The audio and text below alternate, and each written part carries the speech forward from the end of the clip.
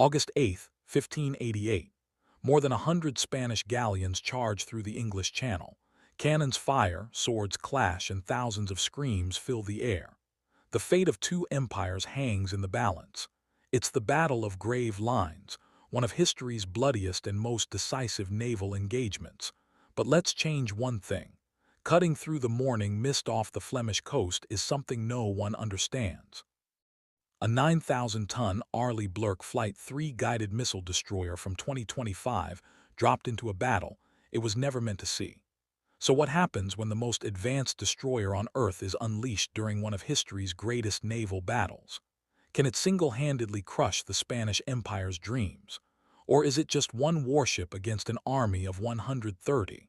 First, let's look at what exactly we just dropped in the 1588s.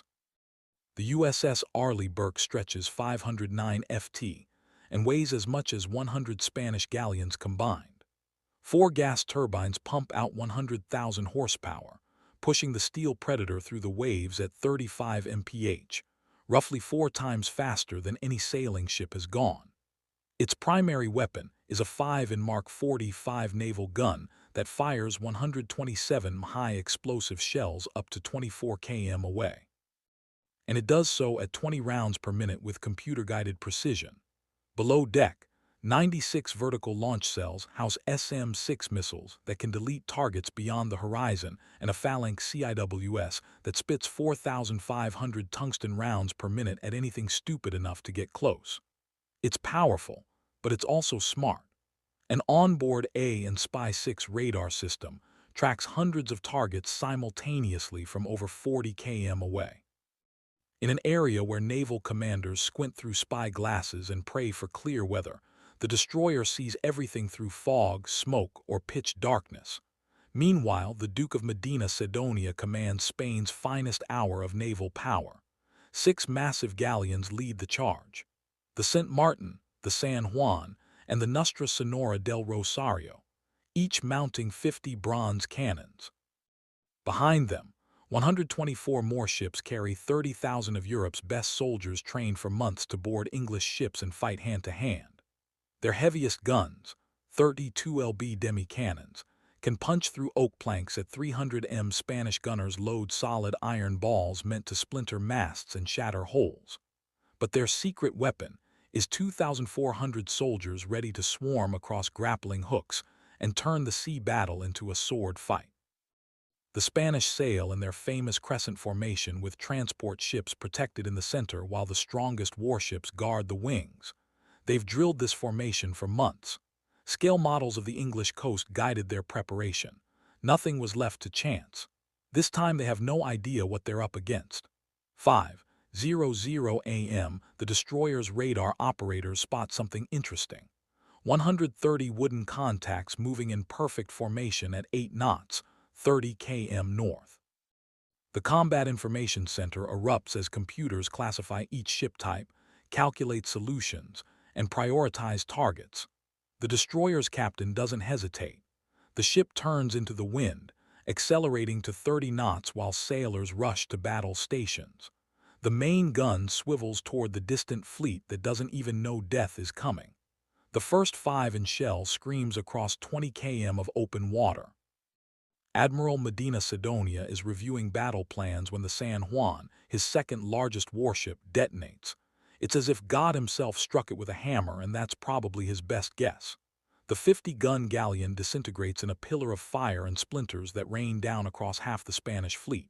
Spanish lookouts scan desperately for enemy ships. They see nothing but an empty horizon.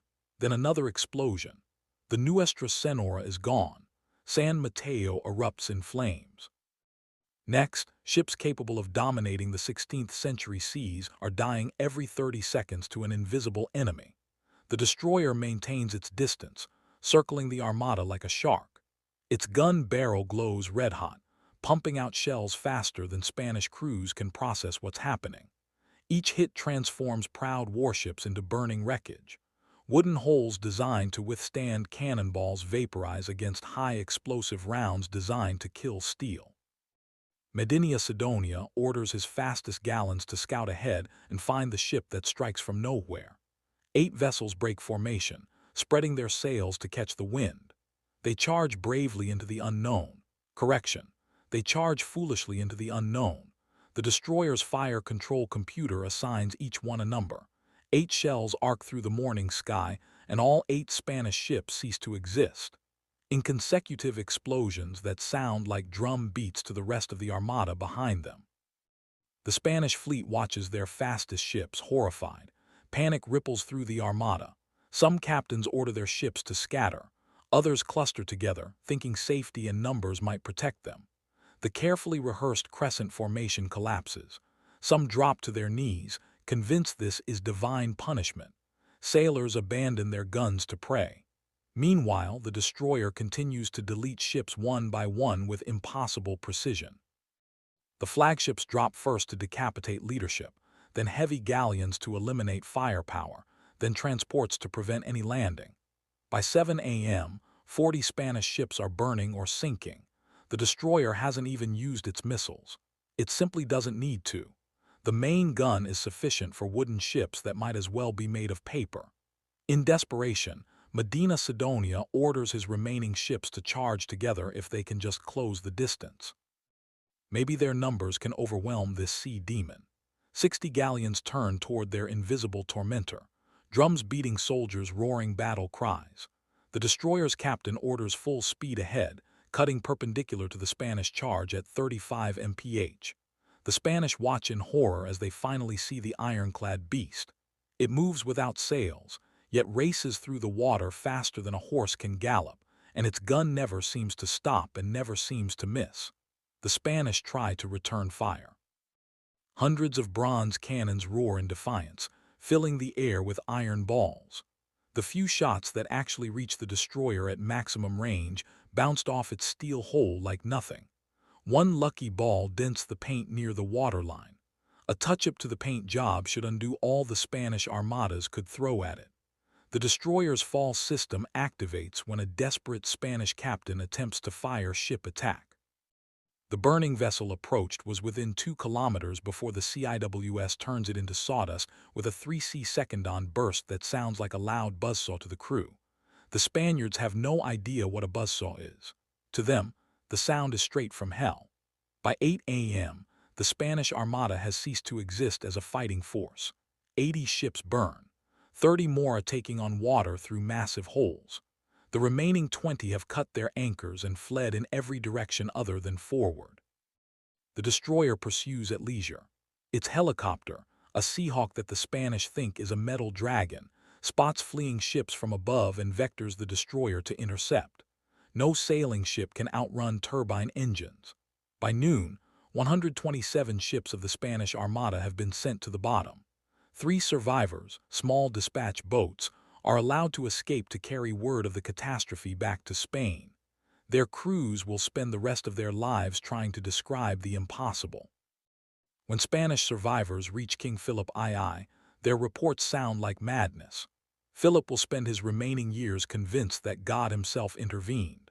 The destroyer, meanwhile, anchors off Portsmouth with enough fuel for maybe another week of operations. Its magazines still hold 60 missiles that were never needed. The Spanish Empire never recovers. Without the Armada, Spain can't protect its gold fleets, can't reinforce its colonies, can't even defend its own coasts. England emerges as the undisputed master of the seas 2 centuries early. Or what do you think would happen? And if you're curious what would happen if modern Marines invaded the Roman Empire, check out the video on screen now. Thanks for watching.